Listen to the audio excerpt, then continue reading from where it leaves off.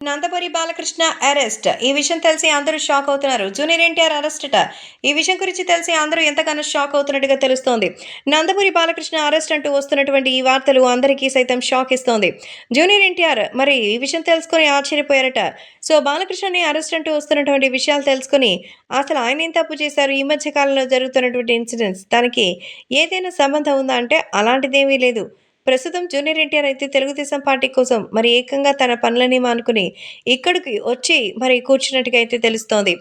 ఇప్పుడు రాష్ట్ర వ్యాప్తంగా అయితే తెలుగుదేశం పార్టీ ప్రచారం కోసం సిద్ధంగా ఉంటే నందమూరి బాలకృష్ణని రెచ్చగొట్టి ఆయన్ని ఏదైనా ఒక విషయంలో అయితే గట్టిగా మాట్లాడేలా చేసి ఇది ఎన్నికల నిబంధనలకి విరుద్ధంగా ఉండాలి అని చెప్పి ఈసీ నోటీసులు ఇవ్వడమే కాకుండా మరి బాలకృష్ణని అరెస్ట్ చేయించే ప్రయత్నాలు కూడా అయితే చేశారని, సమయానికి అక్కడ ఉన్నటువంటి మరి మిగతా వ్యక్తుల వల్ల మరి ఆ బాధ నుంచి, భారం నుంచి తప్పించుకున్నారంటూ తెలియజేస్తున్నారు.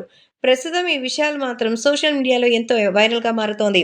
ఏది ఏదైనా అభిమానులు కూడా తెలుగుదేశం పార్టీకి సంబంధించినటువంటి విషయంలో ఎంతో మరి అందరూ ముందుకు వెళ్తుంటే, ఇప్పుడు నందమూరి బాలకృష్ణని కావాలనే టార్గెట్ చేయడం ఏమీ బాగోలేదని, బాలయ్య బాబుని అరెస్ట్ చేస్తే నిజంగా అసలు రాష్ట్రమంతా అల్లకల్లోలమైపోవడం గ్యారంటీ.